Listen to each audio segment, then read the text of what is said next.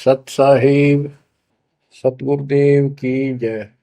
बंदी छोड़ कबीर साहिब जी की जय। बंदी छोड़ गरीबदास जी महाराज जी की जय। स्वामी राम देवानंद जी गुरु महाराज जी की जय हो।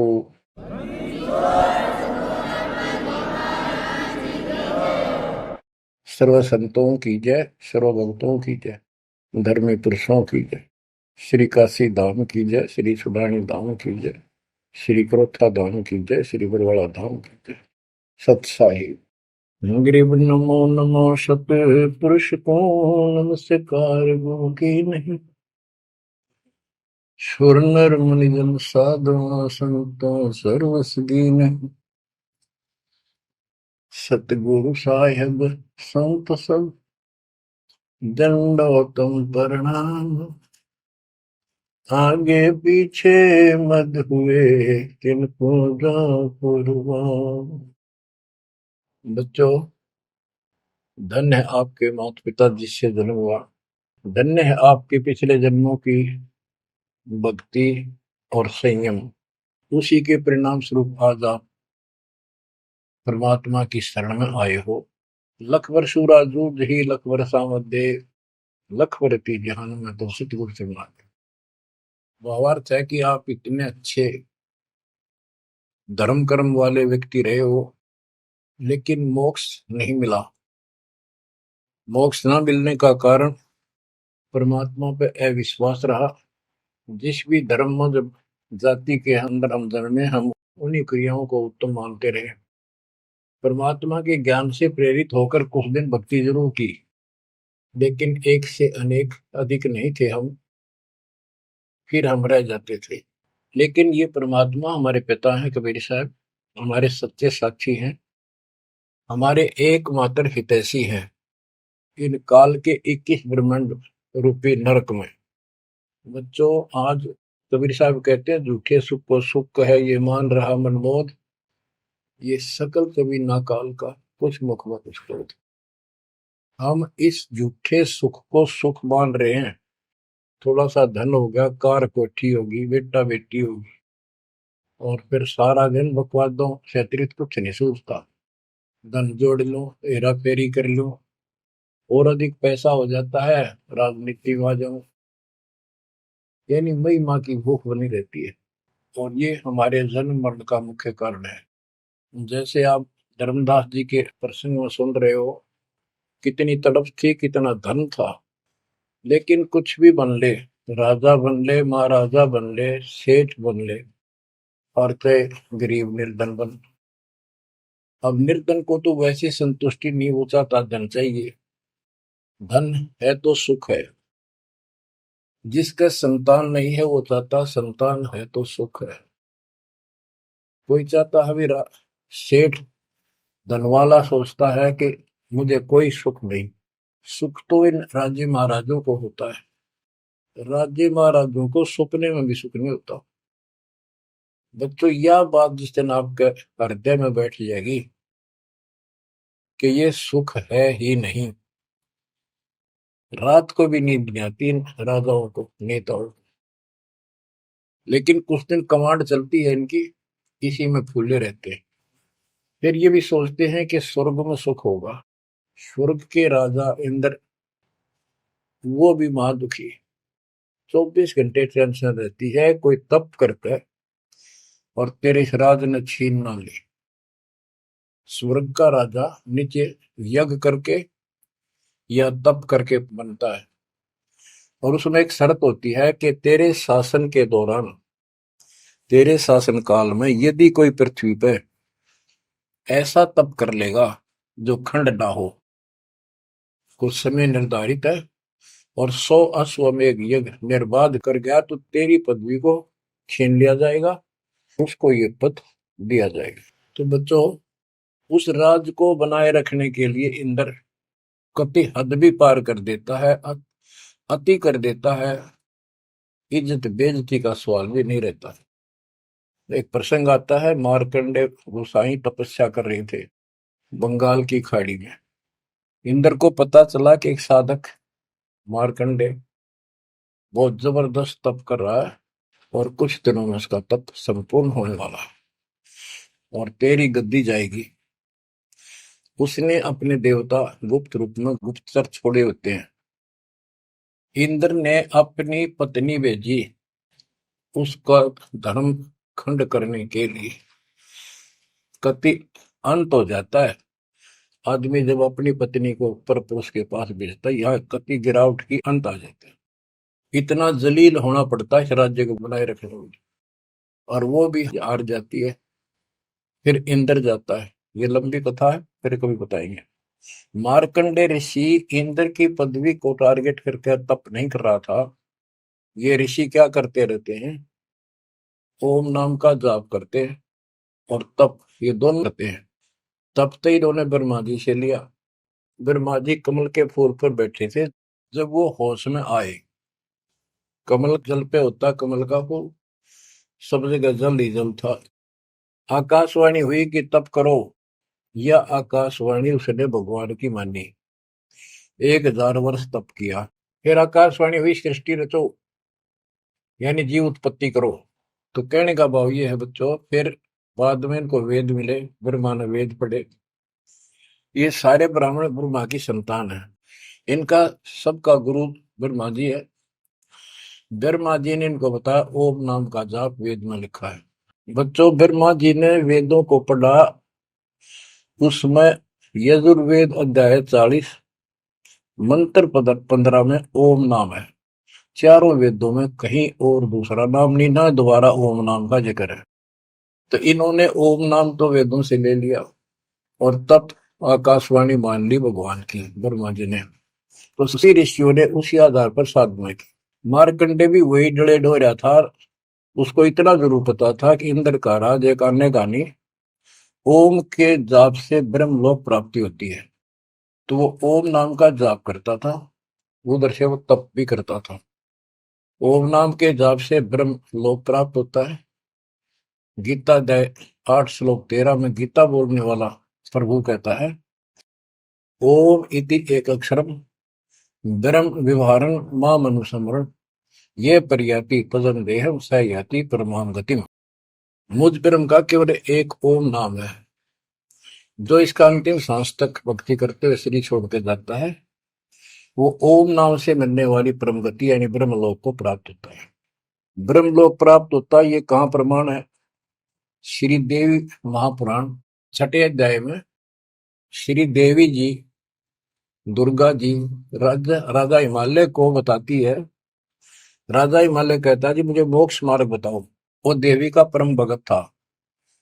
देवी ने राजा हिमालय को बताया कि ओम नाम का जाप कर, इससे ब्रह्म की प्राप्ति होगी। दिव्य आकाश रूपी ब्रह्म लोक में रहता है। इति सिद्धम, ओम नाम के जाप से ब्रह्मलोक प्राप्ति है। गीता अध्याय 8 श्लोक 16 में लिखा है कि ब्रह्मलोक में गए साधक भी पुनरावृत्ति के अंदर है, दोबारा जन्म मृत्यु में आते हैं। अब जो साधना कर रहा है उसको कति उत्तम मान के कर रहा है, ना तो करे को नहीं, इच्छा ही नहीं बना उसकी। बताओ, इनको ये नहीं बता तुम कर के रहे हो, इसका प्रतिफल क्या हो। एक कथा सुनाऊं, छोटा सा चुटकुला, सच्चाई है, चुटकुला नहीं।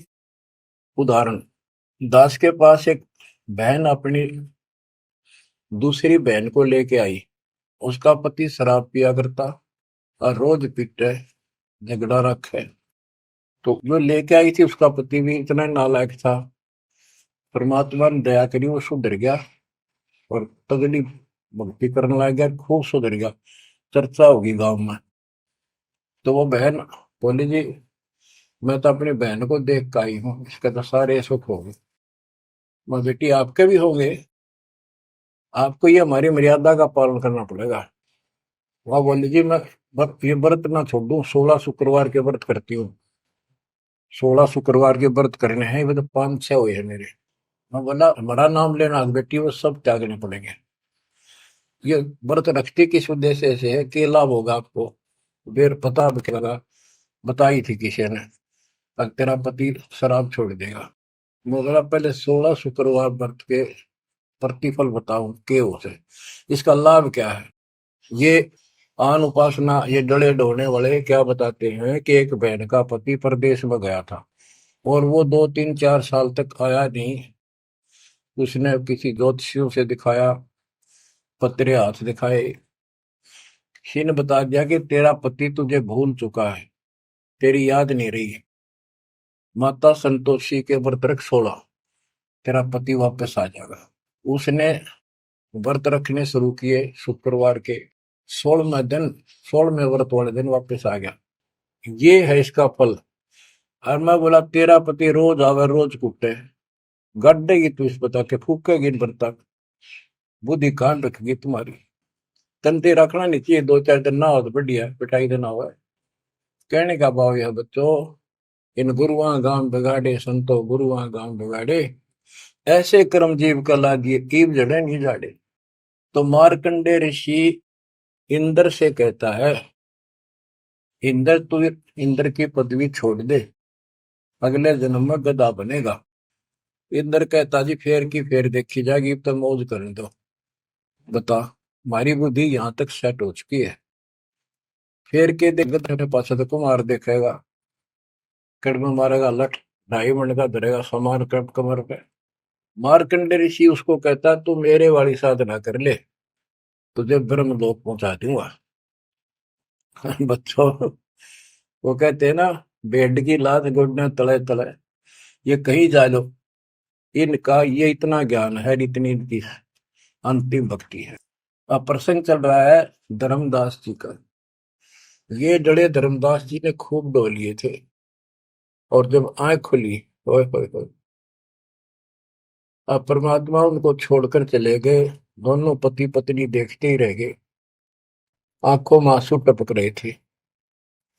ओझल हो गए भगवान जब गली से अंदर आए, राग खूब रोए अंदर बैठ के, ताकि पता नहीं आऊंगे कि ना आऊंगे ना, ये गांव नाम बताते। ये भी कमाल हो गया। परमात्मा कराते आए तो धर्मदास जी ने बोले खुशी मनाई, चरण पकड़ के बहुत कुछ प्रश्न उत्तर किए। आखिर में कहने लगे धर्मदास जी, हे प्रभु अवगत कला तुम्हारी, हम है कीट जीव वे बिचारी, सत्य लोग तुम वर्ण सुनावा, शोभा पुरुष अनसन सत भावा। हे परमात्मा, आपने सतलोक बताया, आपने परमात्मा की शोभा बताई, वहाँ रहने वाले हंसों का भी बड़ा गजब का सुख बताया। कैसे न देश राज व आही, चित इच्छा प्रभु देख नताई। कि वो कैसा देश है, कैसा लोक है, मेरा मन करता है उसमें देखो।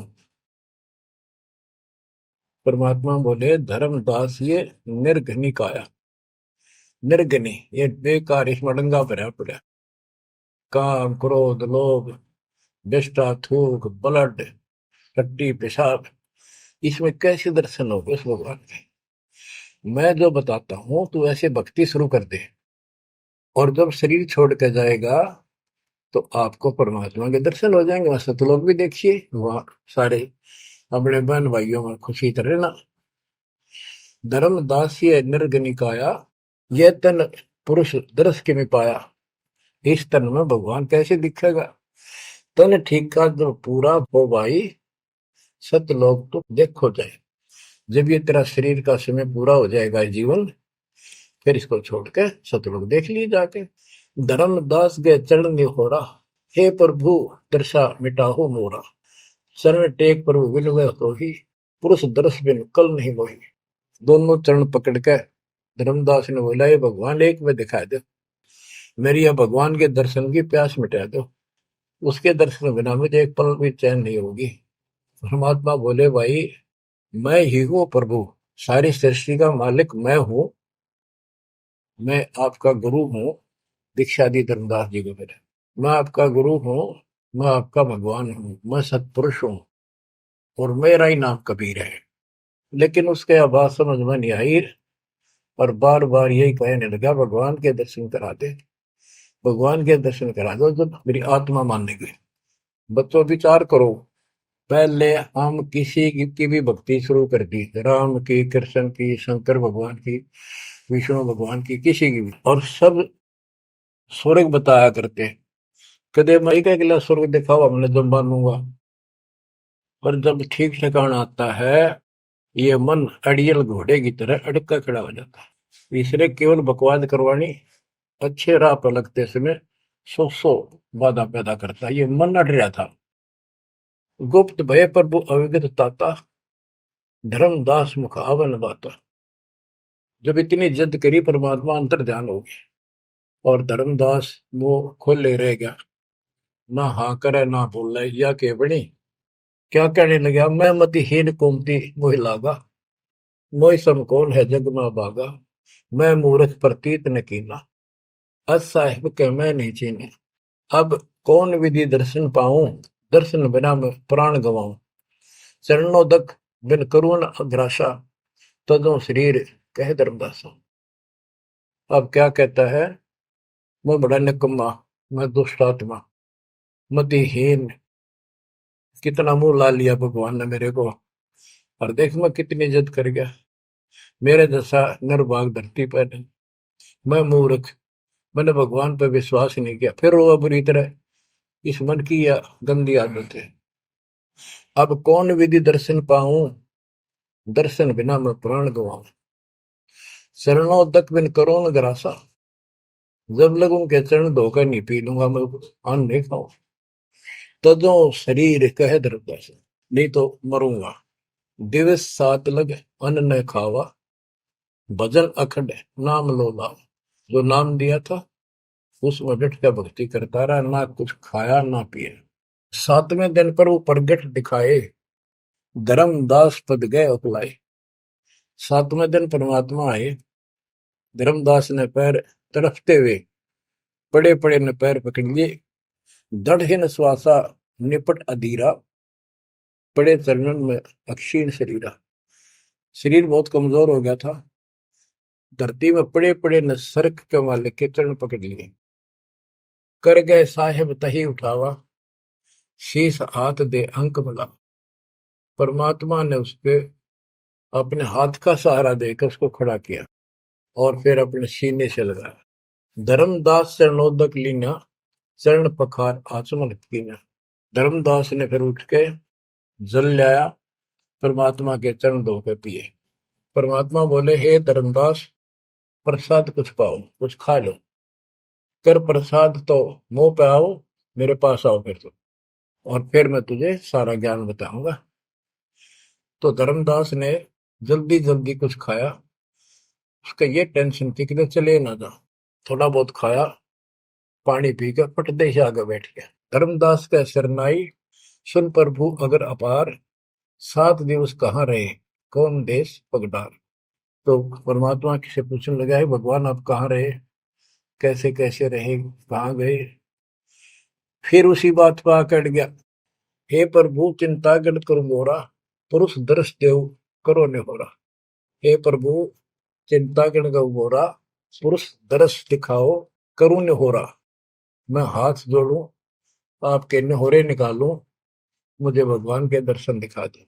परमात्मा कहते धर्मदास ये हट का कर हो, मानो शब्द शीश पर धर हो। मैं तो कहूँ वो मान ले तू। हमरे गहे पुरुष पे जय है, बिना गहे वो हजार न पे।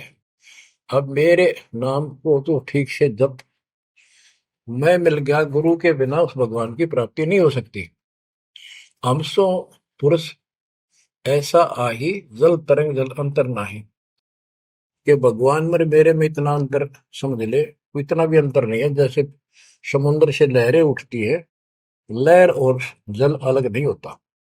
बच्चों, धर्मदास जी को खूब समझाने की चेष्टा की कि हमरी सूरत गहो चितलाई, तभी पुरुष पतन। मेरे को भगवान रूप समझो, तब मालिक की प्राप्ति होगी। से हृदय प्रतीत अस आने, गुरु और पुरुष भिन्न नहीं जाने। गुरु और परमात्मा को अलग नहीं समझा। तो शिष्य में ऐसी श्रद्धा होनी चाहिए। जब लो चित असरीति ने आवे, जब लग ऐसा भाव नहीं होगा, तब लग जीव लोक नहीं सतावे। धर्मदास चित बहु सकाने, चरण टेक वो विनती ठाने। सारा कुछ कह लिया भगवान ने, पर उसने अपनी बात को ऊपर रखा। परमात्मा भी चाहते थे कि मैं एक अपना आई विटनेस तैयार करूं। हे प्रभु सत कहो तो पाही, तुम ते कुछ तुझता ही नहीं। मोरे तुम पुरुष हो स्वामी, यम त छुड़ाओ अंतर्यामी। हो प्रभु वर्णव लोक की शोभा, ताते आदि मोर मन लोभा। आपने इतना सुंदर लोक बताया, वहां के इतने सुख बताए, तो इसलिए मैं देखना चाहता हूँ। तब लीला बहुत हम देखा, आपके चमत्कार मैंने बहुत देख लिए। पुरुष दर्श बिन रह ये रेखा, भगवान के दर्शन नहीं कर लूंगा इतना मेरे मन का दोष निकले नहीं। जो किंकर पर हो दयाला, तो छिन में होएगा पुरसाला। कि मेरे दिल का कांटा जब निकलेगा, जब आप यह दया कर दोगे। तब परमात्मा ने कहा, धर्मदास ठीक है चलो। बच्चों उस समय परमात्मा कबीर जी और धर्मदास अकेले, उसके एक बगीची सी थी उसमें थे, दोनों ही जने थे। धर्मदास जी की आत्मा को लेके परमात्मा ऊपर चले गए। पीछे से लोगों ने देखा, घर वालों ने जाके देखा, धर्मदास आया नहीं, क्या हो गया। वो बेहोश पड़ा, जैसे कोमा में होता है, मरा नहीं। 3 दिन तक ऐसा रहा। मालिक को ऊपर लेके गया। धर्मनी जो ऐसो चितके ना, तन तद चल लोक प्रवीणा। छोड़ इस शरीर को, चल मेरे साथ। राखो तन गौण ले हंसा, ता पहुंचे जा काल ही संसा। क्षण एक में पहुंचे जाई, अवगत लीला लखे को पाई। शोभा लोक देख सुख माना, उदित असंख्य शशि और भाना। इतना प्रकाश उस लोक का, जैसे असंख्य सूर्य और चांद उदय हो गए हों। परमात्मा कबीर जी जिंदा बाबा के रूप में थे। जब सतलोक में पहुंचे और जब उस परमात्मा के महल के सामने सतलोक में संतरी खड़ा था, परमात्मा बोले, भाइयों मर्तलोक से एक हंस आए हैं, धर्मदास इनका नाम है, और इनको वह परमात्मा के दर्शन कराओ सतपुरुष के। द्वारपाल ने एक और भगत को बुलाया और कहा, इनको सतपुरुष के दर्शन करा के लाओ, महल में ले जाओ, दरबार में। जब वो लेके चला धर्मदास जी को, बहुत से भगत और आगे हंस हंसनी, यानी जैसे यहाँ भगत कहते हैं वहाँ हंस कहते हैं, भगतमती कहते हैं, वहाँ हंसनी कहते हैं। हंस का अर्थ है, हंस एक पक्षी है जो बुगले जैसा होता है, कति सेम टू सेम, लेकिन उसका गुण ये होता है वो मांस मच्छी नहीं खाता, भूखा मर जाएगा, केवल मोती खाता है। अर्थात संत भगत वो होता है जो सब बकवाद छोड़ दे, केवल राम नाम के मोती सेवा सुमन दान करे, उनको हंस कहते हैं। तो काफी हंस इकट्ठे होकर आगे भगत और हंसनी भगतमती। बच्चों जैसे दास बताता रहता है, जो बच्चे स्कूल में सुख लेना चाहते हैं और वहां बकवादों में लगे रहते हैं, वो सदा दुखी होते हैं। अपनी पढ़ाई पूरी करके बढ़िया नौकरी मिल जाए, फिर नाचो गाओ, वहां सुख लो सारा। नाचने गाने का मतलब यहाँ पृथ्वी लोक पर रहना नहीं। भाव ये है कि जब आप सतलोक चले जाओ तो वहां मौज करियो सारी। यहाँ काहे का नाचना और कित का गाना, एक पलक में पता नहीं क्या हो जाए। तो जैसे सतलोक में दूसरे धर्म वाले कई कहते हैं, तो सतलोक की महिमा बताते हैं कि सतलोक में प्रकाश ही प्रकाश है, वहां और कुछ है ही नहीं। वो आत्मा उसमें ऐसे मिल जाती है जैसे बूंद समुद्र में। ये पूरा राधा स्वामी पंथ, सच्चा सौदा वाले, सरसा वाले, गुरुदेव वाले और भी सब इस यह रटला रहे, वहां कुछ नहीं है। और आंखों देखा धर्मदास क्या बताता है, वाणी पढ़ता हूँ, ये वैसे लिखी हुई है पुराने समय की, शुद्ध नहीं है इतनी, लेकिन अर्थ गजब का है इसका। कहते हैं, जित देखा जगमग झलका ही, देखत हर्षित भय ही भाई। धर्मदास ने जहां देखा इतनी सुंदरता प्रकाश में गजब का नूर चमक, देख देख खुश हो रहा है। द्वारपाल हंस जो रहिया, ता में एक हंस से कहिया, ए हंस तुम जाओ लेवाई, पुरुष दर्श दे आनो भाई। इसको धर्मदास को ले जाओ, परमात्मा के दर्शन करा के वापस यहीं ले आना। चले लिवाए पुरुष तो पैजा, हाँ अचानक हंस वो आए तब ही, वहां बहुत से अचानक और हंस आगे वक्त। करत कोलाहल मंगल चारा, शोभा अद्भुत अंग अपारा। ओहो, उनके जो वहां पर भगत आए और भगतनी आई, इतने गजब के सुंदर शरीर देखते ही बने। उनके गले में रत्नों की माला और जगमग दे, बहुत गजब का, बहुत सुंदर कपड़े पहन रखे, अमर चीर शोभा धर्माए।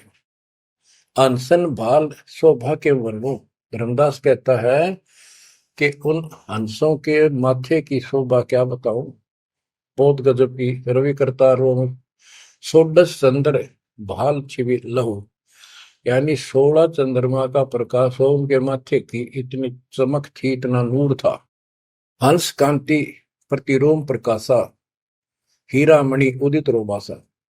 उनके शरीर की इतनी गजब की शोभा थी, प्रत्येक की रोम रोम की जैसे हीर और मोती चमक रहे हो। उनके शरीर का प्रकाश षोडश रवि, अनसन छवि मोहा, देह प्राण शुभ अमृत शोभा। उनके शरीर की शोभा 16 सूर्यों के प्रकाश जितनी थी। अब वहां भगवान के दरबार में पहुंच जाते हैं वो लेकर के, सिंहासन से भी देखत मनमोहा। ओहो, सुरती हंस अग्रानी अगाने, सत्य पुरुष सकल देखत अरसाने। वहां लेकर गए नाचते गाते हुए। जब उसने भगवान को देखा, धर्मदास जी ने, इतना गजब का प्रकाश, एक रोम शरीर के बाल की चमक, करोड़ सूर्य करोड़ चांद मिला दे। एक रोम रवि शशि कोटि सा, एक रोम की शोभा करोड़ सूर्य और चंद्रमा जैसी। पुरुष प्रकाश सतलोक अंजोरा, ताने पहुंचे निरंजन चोरा। कि उस सतलोक का इतना सुंदर प्रकाश है, वहां ऐसी व्यवस्था है कि वहां ये काल निरंजन, ये चोर नहीं जा सकता, यानी इसका वहां भय नहीं है। अब सुनो, 4-5 पंक्तियों में कमाल कर दिया। पुरुष कबीर देखा एक भाई, धर्मदास पुन रहे लज्जाई। वहां पर परमात्मा तो सतलोक का मालिक, असंग ब्रह्मांड के तख्त पर सिंहासन पर विराजमान था, वो वही सूरत थी उनके साथ धरती से नीचे से आया था। ओहो, देखो ये तो लिखा कबीर सागर में, ये वो सुना रहा हूं। और वास्तविकता आपको बताई कि परमात्मा स्वयं उसको साथ लेकर गए और वो चौर करने लगे उसके ऊपर। हमने इसका रस निकालना, सारा रस निकालना है। कबीर सागर का बहुत अड़ंगा कर रखा है इन्होंने, फिर भी हमने निष्कर्ष देखना है। जब धर्मदास जी ने देखा कि ये कबीर इनका सेवक है और ये है भगवान, उसमें रूप दो थे। जब परमात्मा खड़े हुए और जिंदा बाबा वाला रूप उस तख्त पर विराजमान हुआ, बच्चों जिसको धर्मदास भगवान मान रहा था, वो खड़े हुए सतपुरुष और परमात्मा जिंदा बाबा वाले वेश सिंहासन पर विराजमान हो गए, और वो चवर लेकर खुद परमात्मा उस कबीर जिंदा बाबा पर करने लगे। धर्मदास का आश्चर्य का ठिकाना नहीं कि अभी भगवान यो है कि ये है। इतने में वो जिंदा बाबा में समा गए, जिसको वो सतपुरुष दिखाई दे रहे थे। और वो शोभा जो कि तू जिंदा बाबा वाले शरीर की होगी। अब कहते पुरुष कबीर देखा एक भाई, धर्मदास बहुत ही लज्जाई। वहां मुझे प्रतीत नहीं आई, हे परमात्मा कैसी हिम्मत छाई।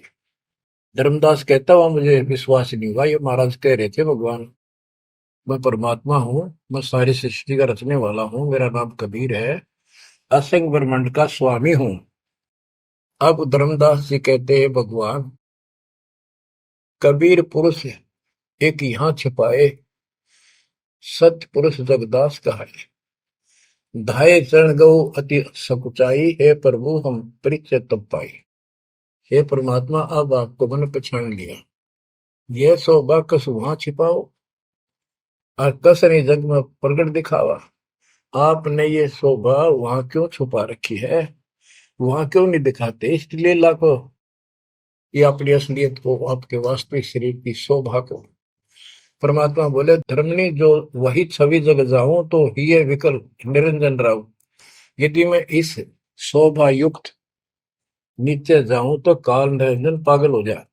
और मैंने उसको वचन दे रखा है कि मैं अपना ज्ञान समझा के जीव को लाऊंगा। और वैसे बच्चों, परमात्मा आज हमने ले जा, हम टिक नहीं सकते वहां पर। भूल जाओ इन बातों में। ये तो कहन सुन कहन की बातें हैं। उदाहरण देता हूँ, कबीर साहब कहते हैं हम मोहम्मद को वहां ले गए, इच्छा रूपी सतलोक गिरे हो, उल्ट मोहम्मद महल पठाया, गुद बीरे कलमा दे। यानी हम हजरत मोहम्मद जी को ऊपर लेके गए थे कि ये समझ गया तो इन सब ने जो इसने लाखों त्याग कर रखे सबको बता देगा। लेकिन नीचे प्रभुता घनी हो गई थी, संगत उबत खूब हो गई थी इसकी। और उसके ऊपर प्रभुता पाके भूल गया भगवान को, नहीं इच्छा हुई तो वापस छोड़ दी। कुछ दिन पाछे आप भी मर गया और वहां प्रभुता भी रहेगी। काल का इतना अजब गजब जाल है बच्चों। तो धर्मदास जी से बोले कि आप नीचे जाओ। धर्मदास जी बोले भगवान ये वहां ना बेचो, यही रख लो मेरे दाता, और इस नरक में मत भेजो। अब मैं नहीं जाऊं दाता वहां पर। परमात्मा बोले भी ऐसे नहीं बात सुनेगी, वहां तुम जा, चिंता ना कर, मैं तेरे साथ रहूंगा और सत भक्ति दूंगा, उससे आपकी भक्ति गजब की बन जाएगी और भक्ति युक्त होकर यहाँ आएगा, वैसे से यहाँ ठिकाना नहीं मिलेगा तेरे। और दूसरी बात है कि तूने सब कुछ देखा है, नीचे औरों को बता, तेरे भाई बहनों को विश्वास होगा। धर्मदास कहता है मोहे राख लियो महाराज, हमसे बिगड़ी है मोहे राख लियो महाराज, हमसे बिगड़ी है, बिगड़ी है महाराज हमसे, बिगड़ी है महाराज हमसे, बिगड़ी है तुम्हें नांगा लो महाराज, काल की नगरी है तुम्हें ना भेजो महाराज, काल की नगरी है। रोबरी तरह जैसे किसी ने आग में धकाया करे जबरदस्ती मर तो नौकर राख लो महाराज, हम गंदे इंसान से। अब पता चला उन सारे भक्तों ने बताया तुमने ऐसी गलती करी थी भाई, इसलिए दुख पा रही कि हमने खुद बिगाड़ी अपनी किस्मत, तुम रख लो दाता, ना भेजो मेरे मालिक, पैर पकड़ा रोवे। परमात्मा बोले भाई ऐसा ना कर, वापस चल और वहां पर मैं तेरे साथ रहूंगा, भक्ति कर, कोई दिक्कत नहीं आने दूंगा मैं तेरे को, चिंता ना करी, तेरे पीछे पीछे न फिरूंगा मैं। और ये सारे ठाठ मैंने दे रखे थे तेरे को वहां पर, ना काल तो सारा कचू मन निकाल दे 1 मिनट में। धर्मदास को फिर हौसला हुआ और तीसरे दिन शरीर में वापस आया। आसपास सारे रिश्तेदार भी आ गए 3 दिन में। सारा गांव क्यों सेठ था, पैसे वाला था, लोग सुगरदे बैठे, ना मरता ना जिंदा, इसका क्या हाल हो गया। परमात्मा ने बताया मैं काशी में हूँ, एक जुल्हे का काम करता हूँ, मेरा नाम कबीर है, मेरा गुरु रामानंद जी है, स्वामी रामानंद, जो वहां के प्रसिद्ध संत हुआ करते थे। धर्मदास जी सचेत हुए, उठे तो देखा चारों तरफ हाहाकार मच रहा, वो जिंदा हो गए तो एकदम खुशी की लहर आ गई। आमने भी रोए तो वो कहने लगा क्या हो गया तुमको। तो बोले आप तो मर गए थे, ना मरो थे ना जियो थे, अचेत पड़े थे, बेहोश थे, हमको टेंशन हो गई थी कि मरेंगे। तब उसको विश्वास हुआ, नहीं तो स्वप्न मानना वो, ये मन इतना दुष्ट है, इतना उल्टा चल रहा है, जब ठीक ठिकाने की तरफ चलता है जीव, परमात्मा कसर नहीं छोड़ते, ये उसका बाप है। तो तब धर्मदास को विश्वास हुआ रे तेरे की सचमुच में तो सचखंड गया, सतलोक गया था। फिर उनको बताने लग गया सारी, मैं वहां गया था, सतंदा बाबा भगवान है, खुद है, सारी सृष्टि के रचने वाले हैं, ब्रह्मा विष्णु महेश, तब उनके सामने कुछ भी नहीं है।